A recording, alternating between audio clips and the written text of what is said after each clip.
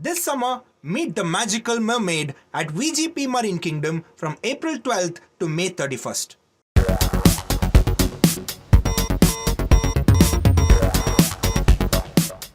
Hello and a warm welcome to Federal's special program, Capital Beat. The fifth phase of the Lok Sabha election has got over, and the latest voter turnout figure, which has come just now, and this figure is till 5 p.m., that is about 56.68%. That is the latest voter turnout till 5 p.m. Now, today's fifth phase was spread out across 49 constituencies, 6 states, and 2 union territories. Jharkhand went to polls for 3 seats, Odisha 5, UP 14, Bihar 5, Maharashtra 13, West Bengal 7, Ladakh that is 1, and J&K 1. So that is the spread of the fifth phase of Lok Sabha elections. Now, how are the odds stacked up as far as the fifth phase of election is concerned? Who seems to be having an edge? Is it India Alliance or the BJP-led NDA? Joining me now is Javed Ansari, senior journalist and political commentator, joins us. Thank you so much, Javed, for joining. We have Krishna Hegde, who is the spokesperson of the Eknath Shinde government. Thank you so much, Krishna, for joining. We have Shaira Naeem, who's the senior journalist and political commentator, joins us from Uttar Pradesh. Thank you so much. We have Samir Purkaista, who's a senior editor with TheFederal and joins us from West Bengal. Thank you so much. I'll begin today's discussion basically with Krishna because a lot of interest is there in what is happening in Maharashtra. Now, what do you think is happening really in Maharashtra? Because people are saying that the ground seems to be slipping beneath BJP's feet and NDA's feet in Maharashtra. I beg to differ on this because I think that we are on a very strong wicket. Our Chief Minister Eknath Shinde ji and our two Deputy Chief Ministers, Devendra Fadnavis ji and Ajit Pawar ji, have worked 24/7 for the people. And combined with Shri Narendra Modi ji's support from the center, we've been able to cater to all classes and sections of society, whether it is the farmers, whether it is the youth, whether it is for the ladies, the women in the state, or whether it is giving subsidy, whether it is infrastructure work. Even in Mumbai alone, we have got around 2 lakh crore worth of infrastructure work going on, whether it is the Atal Setu, the coastal road, the flyovers, the metro, and the upcoming bullet train. Apart from that, in Maharashtra, we are giving 6,000 rupees to every farmer household from our state government, and 6,000 coupled in from the center with No, support no. of Modi ji. So we are What you're listing getting out, around 12,000.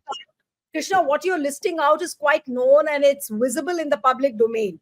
But what I want to hear from you is that all the political analysts, they are repeating the same thing over and over again, that there is a lot of sympathy for Sharad Pawar and Uddhav Thackeray. And that is the reason where Eknath Shinde and BJP, they are lagging behind. And the political game which BJP tried to play by breaking the Shiv Sena hasn't gone down well with the people of Maharashtra. Will you not admit that honestly? No, I don't think so at all. I think it's the other way. No one has broken your party. You can't take 100 MLAs away. It is because the MLAs have not trusted your leadership that they decide to go away. And this, we are not saying it is Sharad Pawar Saab in his book Lok Maja Sangati who has said that Uddhav Thackeray has been a misfit as the Chief Minister of Maharashtra, where he did not address his own cadre or his own leaders, or did not give time. He did not even go to the Mantralaya 2 times in 2.5 years, and whether the all the investment which was coming into Maharashtra were going to other states. So it is not because of we have broken any party or we have broken away. We are still the Shiv Sena. We are having the party name. We are having the symbol. The people of Maharashtra and especially Mumbai are with us, and But the real, therefore, if if uh, if the real, any if any if any party is going to be wiped out, that is going to be the Sharad Pawar faction and the Uddhav Thackeray faction, which you will see after the results on the 4th of June. We okay, are now going let to me be solid here. right.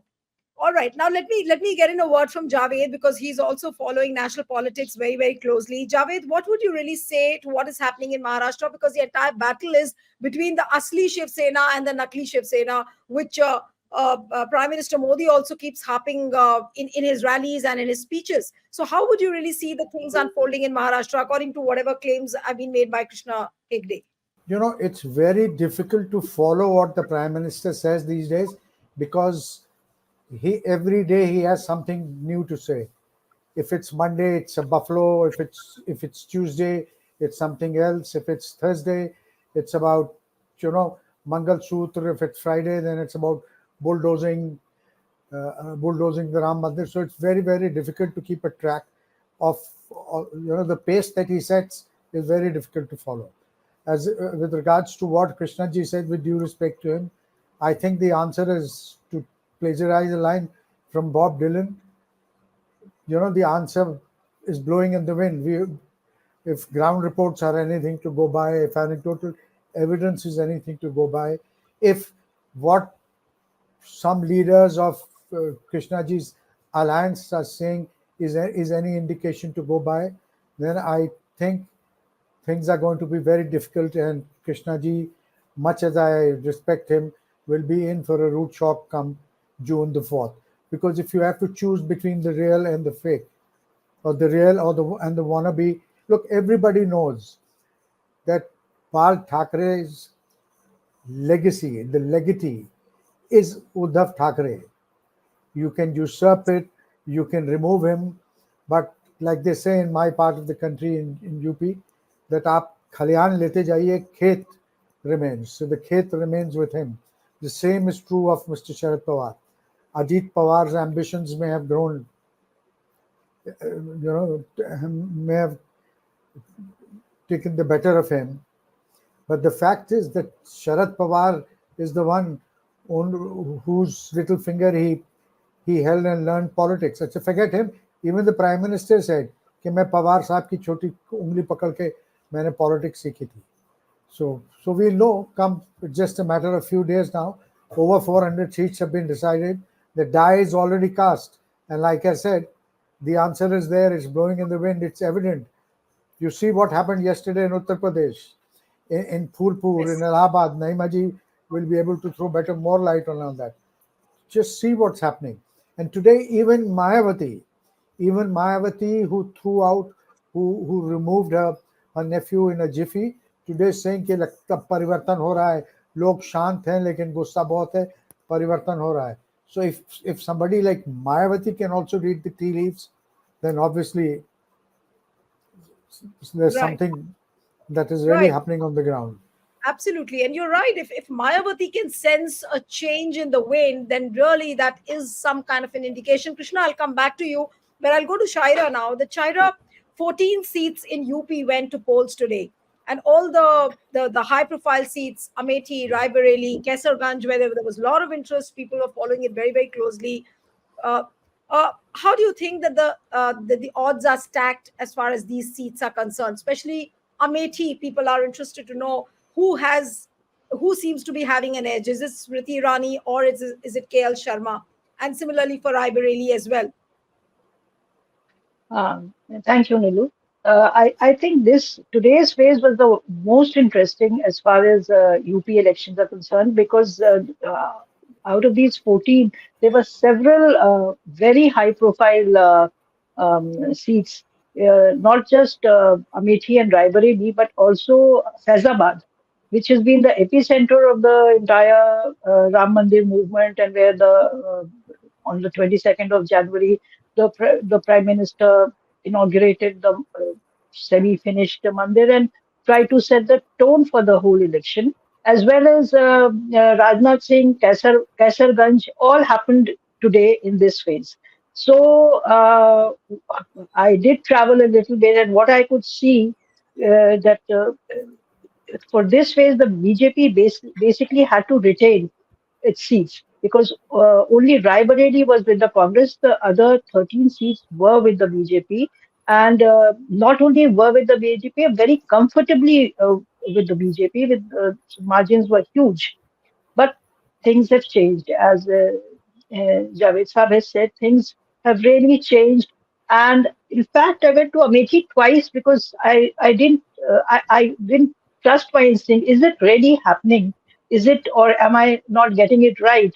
So things are really not so comfortable for the BJP. And as Phulpur happened yesterday, it was very clear. It was not the government machinery, the state, district machinery. Everything is with the BJP. So it was not a crowd which was sponsored, like the one in Amit Shah's rally, where this poor Right. journalist got beaten up just for uh, uh, uncovering this fact. So it was a spontaneous crowd, and it was so huge. And not only this, day before yesterday, there was a similar meeting at Ayodhya in one of the constituencies, Milkipur, from where the India Bloc candidate belongs. He's the MLA of the Milkipur uh, uh, assembly Assembly constituency. constituency. So this assembly constituency. So there was this meeting of Akhilesh over there, and same thing happened. I was checking through journalists. Well, they said कि बस बाल बाल बचे हैं. It was a stampede, and बाल बचे हैं. They could hardly get out of the venue, and even the helipad from where his helicopter had to take off was taken over by the crowds, and it was with great difficulty that he could manage to take off. So obviously this was not reported anywhere, and because it was he was alone. Rahul Gandhi was not there. The media and all that Right. were not there. So this has been happening, and it is happening almost. They are organizing 3 to 4 rallies every day, and it's happening day in and day out. So what do you make of it? Now, are these uh, is the crowd going to be converted into votes? Is another question. But since um, the youth are there, and today also what I saw in Lucknow is the booths of the India Alliance were functioning very smoothly. Everything was going. So the card, what has happened is the cadre which was missing in with the Congress has come from the Samajwadi, and the leadership and the big picture has been provided by Congress. So together it has gelled very well. And obviously the main narrative which the India Alliance has managed to project is Ram versus Samvidhan. So it has caught on. And for the first time, Samvidhan is been unpacked uh, before the voters, and what it means to them. If it would be tinkered, what would it mean to them? So this has completely changed the scenario, and I think this has been quite game changer, bringing in the Samvidhan and projecting it against Ram. Right. Thank you. Javed is raising his hand. I'll come to you, and Yeah, then I'll take a comment from Krishna as well. Yes, Javed. Yes. Krishnaji, with your permission. Look, another redeeming feature of of this alliance in Uttar Pradesh. This alliance, this is not the first time that Akhilesh and Rahul have come together. They had joined hands for the assembly elections, not the last one, 2017. but the 2017. Yeah, But 17. yeah, they didn't do very well because the chemistry was missing. This time you can see the chemistry. These two youngsters, they've hit a chord. There's the chemistry is visible. The bonhomie is visible, and it's not limited to a few seats like Kannauj and Raebareli and stuff like. They're going places. They're going to seats where there's an SP candidate. They're going to seats where there's an ordinary uh, Congress candidate. They're going all over, and they plan to bring to to hit to hit to they plan to Purvanchal. touch upon all most of the constituencies now that are left in eastern UP. Purvanchal, the BJP didn't do very well in the last assembly elections. In 7 districts out of 44 seats, they had only they won only 4 MLAs. So there is something happening in those parts. I happen to come from there, so I have a bit of knowledge there. The thing to see is the chemistry that is working between Rahul and Akhilesh, and this is not this was missing between Akhilesh and Mayawati. This Right. was earlier between Akhilesh and Rahul, but this time there is something different. And that difference is that because it's coming, they can sense it's coming from the ground. When this election started, the India Alliance didn't give itself a chance. It's only after Absolutely. the first round of polling that they started to realize, oh, there was something to fight for. There was Hmm. something to fight for, and that's when they started getting their act together. Right. So, Krishna, if I may come to you, because your party also is part of the NDA. So, since you're there on the panel, you might as well feel a change in the wind, which everybody is discussing about. And how are you so oblivious about this change in the direction of the wind?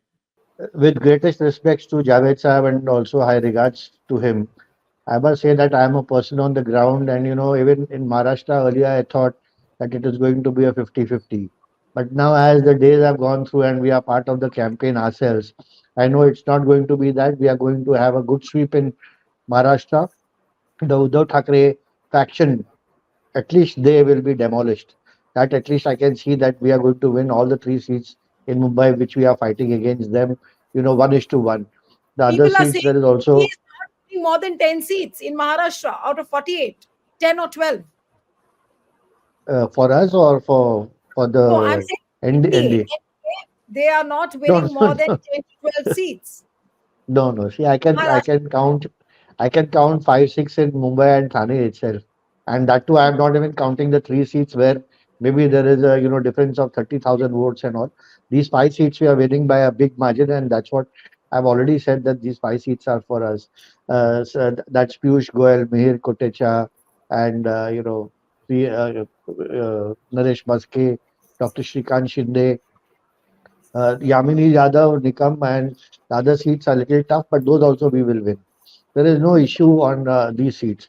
Another thing is, in 2017, what happened is Akhilesh Yadav and Rahul Gandhi joined hands, and Rahul Gandhi demolished whatever Akhilesh Yadav had in UP. So then we know that they have won only one, Raebareli seat this time. Rahul Gandhi himself is fighting there. Uh, there have been instances where the fathers have been very successful, whether it's cricket or the film industry, but the sons have not been so successful. And that is exactly the case which has happened in Maharashtra here. I don't want to take names and be personal about it, but it is Sharad Pawar Saab who sent Ajit Pawar since almost 2004 to patch up with the BJP and join hands with them. And every time Ajit Dada went and gave his word, the Sharad Pawar Saab backtracked. It's an open secret here. Over that, even in 2019, it was the BJP and the Shiv Sena which fought under the banner of Hindutva, under the ideology of Bala Sahib Thackeray ji, under the leadership of Narendra Modi ji, and secured the votes as a combined. And then when Uddhav ji realized that Aditya Thackeray is not going to get his uh, you know pie and the pudding, we decided to go with the Congress and the NCP. So the people of Maharashtra have not forgotten this. This is the same, Congress. I was also part of the Congress party for many years. But Bala Sahib Thackeray ji has said, जो दिन मुझे कांग्रेस के साथ हाथ मिलाना पड़े मैं मेरा दुकान बंद कर दूंगा. And the Congress and the Shiv Sena have been traditional rivals ever since I was born. And today the Shiv Sena and the Congress have gotten together. But I'll tell you one thing: the Congress Muslim votes have gone to Uddhav Thackeray, but the other votes have not gone. And that is what has happened in Maharashtra. And Uddhav Thackeray ji will be in for a very rude shock when he sees the election results, and especially in Mumbai, which till now he considered as his domain, when they ruled the Mumbai Municipal Corporation for over 30-35 years. And therefore, I think that this is the writing on the wall. They'll have to reinvent themselves. Maybe they'll have to get out of the Congress because that combine is not working anymore. We'll have to wait and see what happens on 4th June, because similar claims are made on the other side as well. So, but moving on now from Maharashtra to West Bengal. Samir, I'll come to you now. Uh, in West Bengal, there were 7 seats which went to polls. What would you really say to the contest today in West Bengal? See, of these three 7 seats, BJP had won three last time, and TMC four. So this time also contest is by and large between BJP and the TMC. But for the first time in the recent history, the Bengal is seeing that the bipolarity of Bengal politics is changing, because this time the CPIM and the Congress is putting up a good fight, and they are becoming a deciding factor in many seats. But since they are vote share, that base is has plummeted so low, they may not, from there they may not immediately gain 15 to 16% of vote and then win seats. They may not reach that position, but definitely they are this time going to be a deciding factor. So in today's this the say in the 7 constituencies that went to poll today, few seats are in Motua heartland. Now, in Motua belts, as you know, the BJP since 2019 has been promising that they will be granted citizenship under the CAA.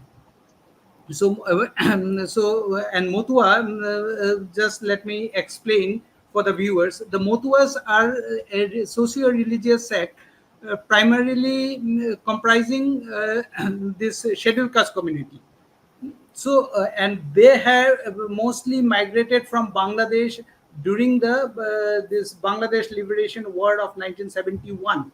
The and after that 2003 Citizenship Act, which the then BJP government and Bajpayee's BJP government had amended citizenship after their their citizenship came under question mark, because uh, during that time in our citizenship law, for the first time one terms has been introduced called illegal migrants. And then who are these illegal migrants? The As per the 2003 law, it's defined that whoever has entered India after 1948 without valid documents. And obviously these people migrated to Bangladesh during Hmm. lots of upheavals and all. So they definitely didn't have valid documents at that time. They didn't get chance to procure all those legal documents to No, but travel documents to enter but India. Samir, So but Samir, yeah, the I'm three coming to. no, no, the three seats which you said that BJP has got three seats under its control. Do you think that BJP will be able to retain those three seats, or is it in a Yeah, position to I'm lose coming. those? I'm Yeah, that's why I'm coming to that. So so this citizenship has been a major concern for this community, who are deciding factors in Hooghly, mostly mainly Bongaon, then which the BJP won last time, in Hooghly, which BJP won last time, Arambagh, then also parts of Barakpur, that seat also BJP won last time. But Right. this time, this Motua community is, uncertain, because the two that CAA 2009, the draft which was rolled out just before the election in March this year, it in the draft law, this there were so many conditions was imposed, and which has made it very difficult for these people to fulfill, to acquire citizenship. For instance, this 49 pages this application form, it required an applicant to prove that he or she has migrated from Bangladesh. Originally, they were citizens of Bangladesh, residents of migrant. This thing. So, residents of Bangladesh. So, domicile proof has to be given. Now, these people came there running for their life. Came here running for their life. Where will they get those documents? So, because of that, very few, as per the state government's figure, none has applied. But BJP claims that around 10,000 has applied under the new CA. But that is also a very minuscule figure. If you see that in 1971 itself, 1.5 crore had come to India. So their number has, over the years, if you take the numbers of their descent and all, so the number is much more than that. So out of that, only 10% has applied. So definitely in the Motua belt there is churning against BJP.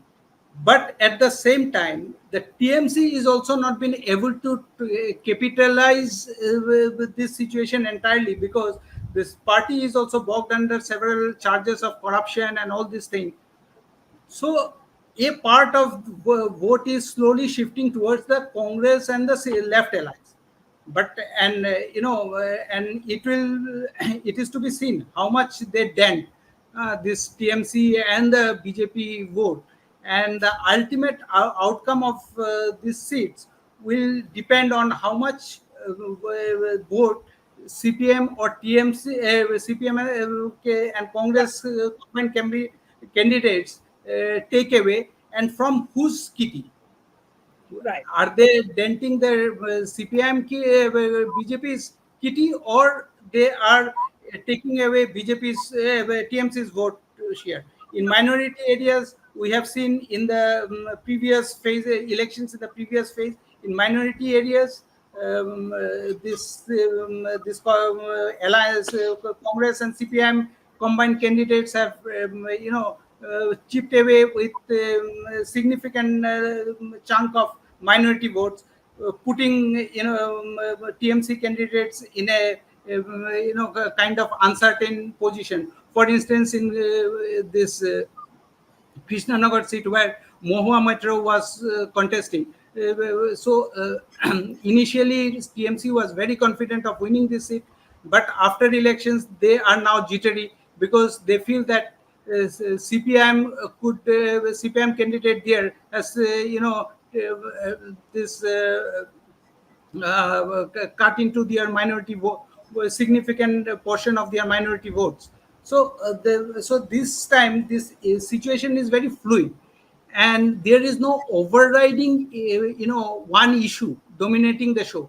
So you will find that this virtual this viral issues are becoming issue in the poll narrative now. Suddenly a few videos of central forces harassing women, then like in Sandesh Khali, this video exchange of videos. So that kind of there is no overriding. In the absence of any overriding issues, small this kind of localized issues are getting prominence in election narratives. Right. All right. So now I'll come on the complete picture and I'll come to Javed first. That now 5 phases of elections are over and just 2 phases left.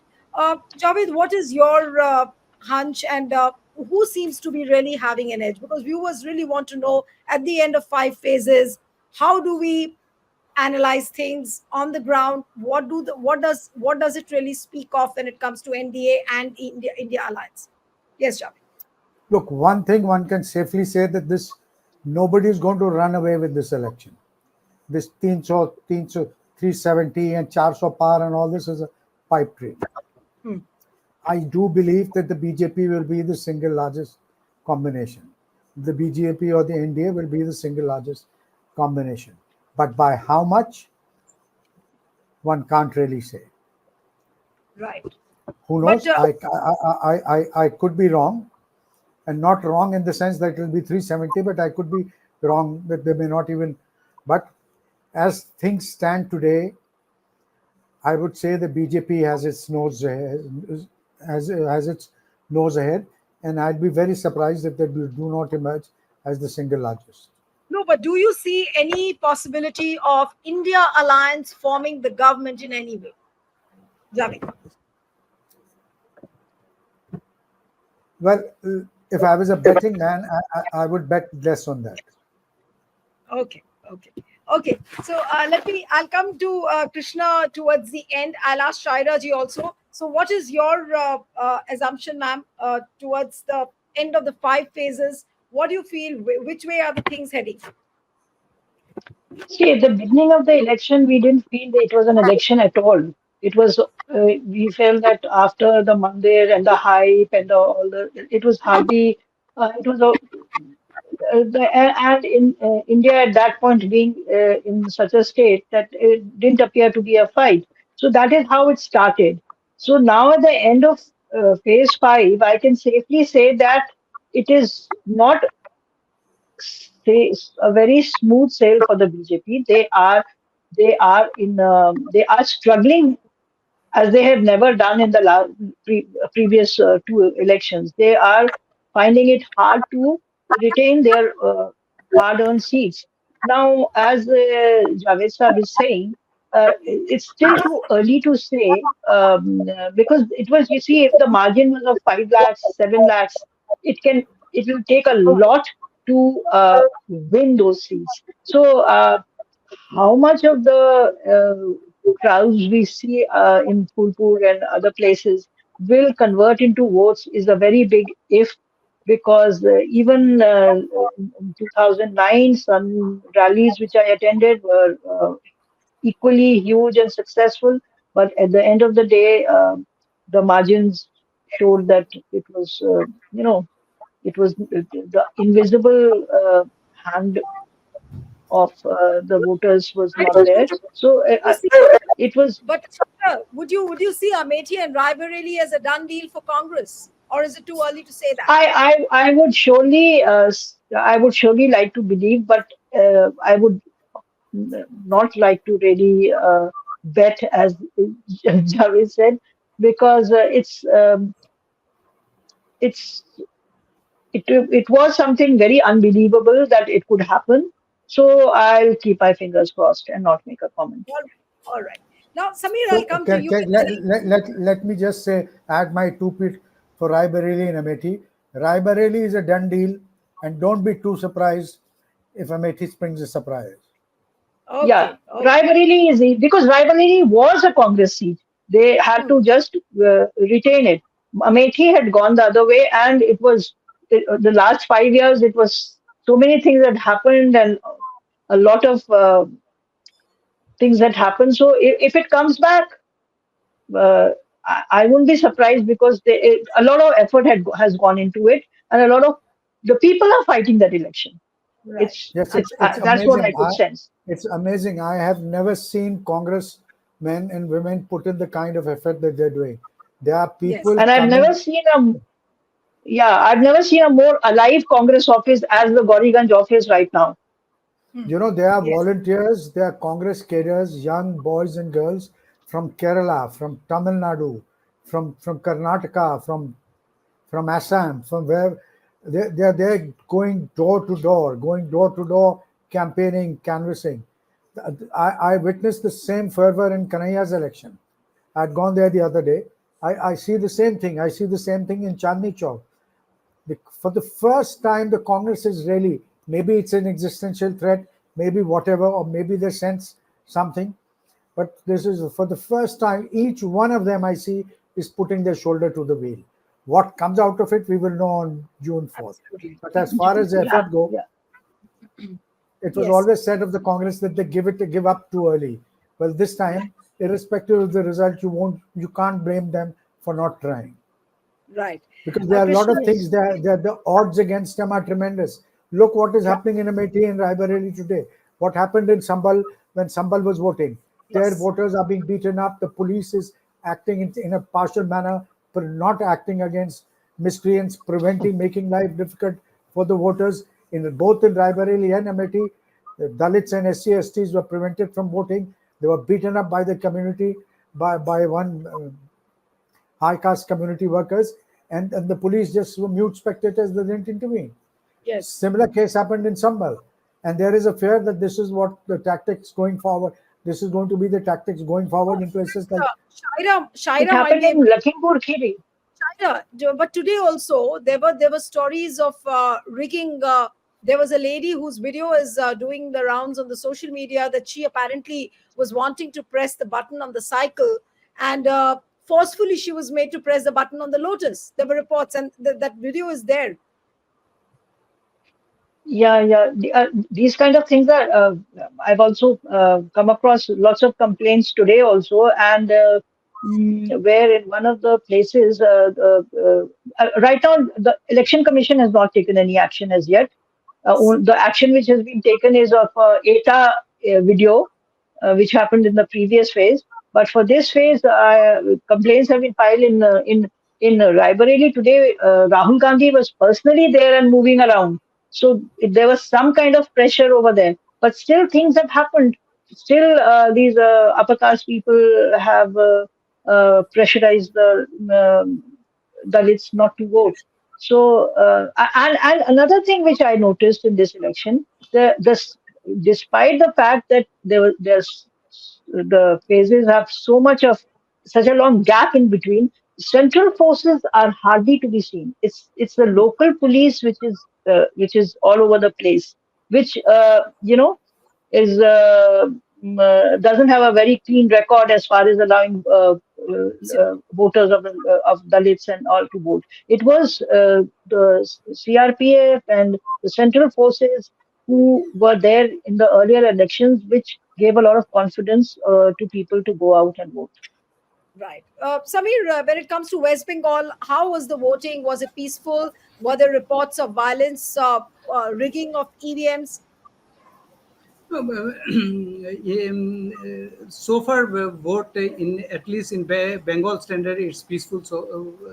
So not barring few isolated incidents in Barakpur and all, because in Bengal standard, unless and until there are few killings, it's peaceful. So election is by and large peaceful. But Nilu, I wanted to make you another observation about this overall, this polling, this thing, electoral mode. See, for the first time, we are also seeing in Bengal the emergence of Modi society. Now, what is Modi society in Bengal? Party society. Bengal was known for party society, and wherein an individual identify or merges one's identity with the party identity, and that's how CPM could rule for 34 years, despite whatever they do or whatever they did or didn't. They could rule because the people was blind to them. Similarly, for the first time, we are seeing this emergence of Modi society. People are, blind to Modi. Even in Motua belts, we have seen the people are not, this thing going to apply for the CA, but they are still hopeful that Modi will do something. That blind faith to Modi, this and Modi emerging as a cult figure because of this Modi Parivar. This is the BJP has taken this party society thing to a next level. Now individual, the people started identifying themselves with an individual, and they are blind to that individual's follies. Modi can, they are willing to purchase gas cylinders for 5,000 rupee, but still will think that Modi will do some miracle. And then all this WhatsApp gyan which are being peddled, the people are buying to it. Though till now it has not been So that as seems to be becoming, intense so as. you're saying, Samir, so this, according to you, does it become like a drawback for TMC? Yes, Because and most see, the Modi ka parivar in is Bengal, basically coming. after 2021, BJP's organization has taken a severe beating. In many areas, in many polling booths, they couldn't, they couldn't send their agent. So out of around 80,000 booths, in around 40% booths, BJP is unable to give their agent. Yet, despite their organizations being crumbling, and then there are also resentment among the old guards in many areas. These old BJP guards are not as active as they used to be. But despite that, BJP is still in the contention because of this blind faith to Modi.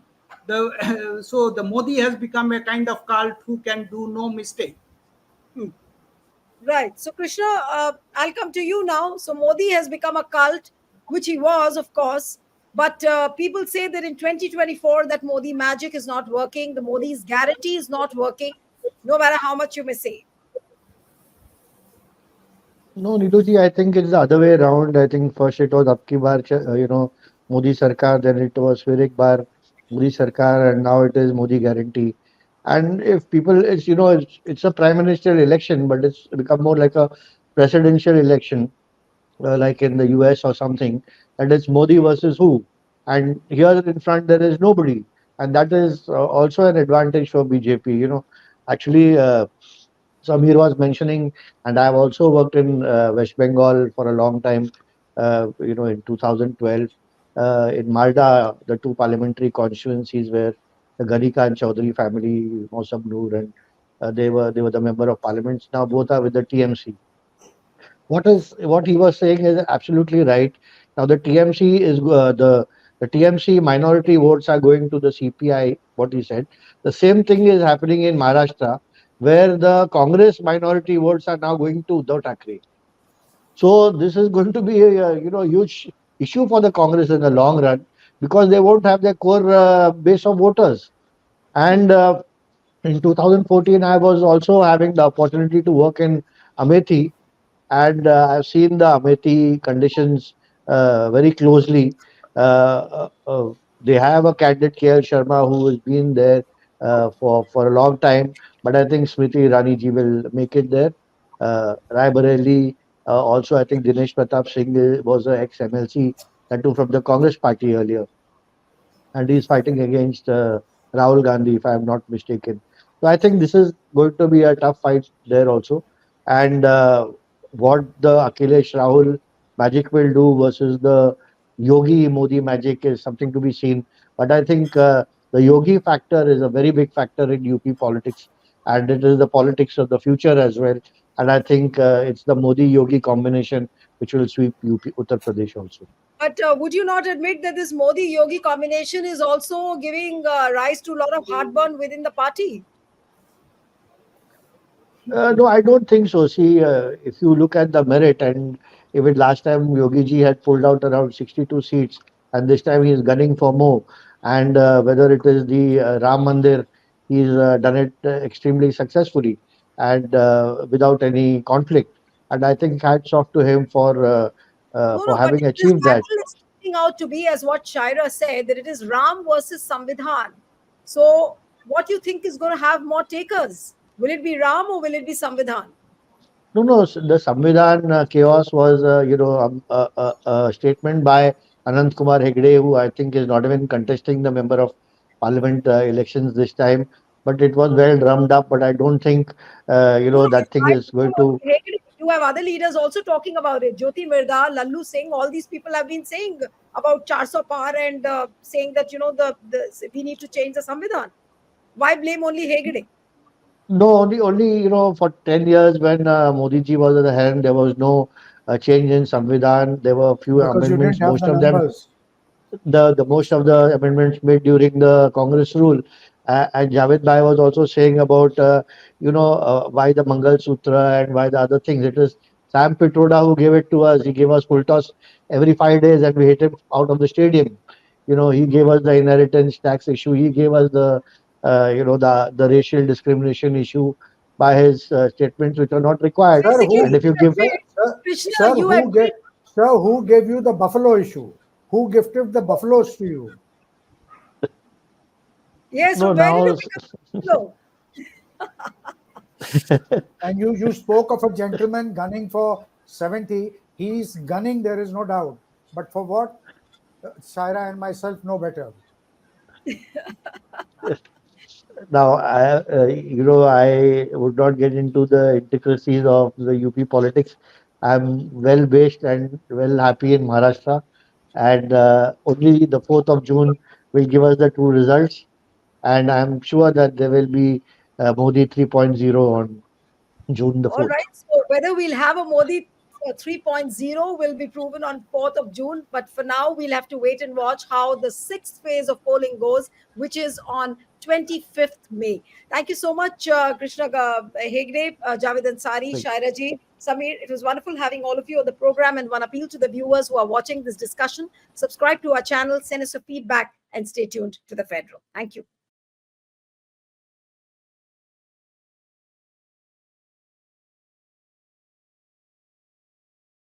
This summer, meet the magical mermaid at VGP Marine Kingdom from April 12th to May 31st.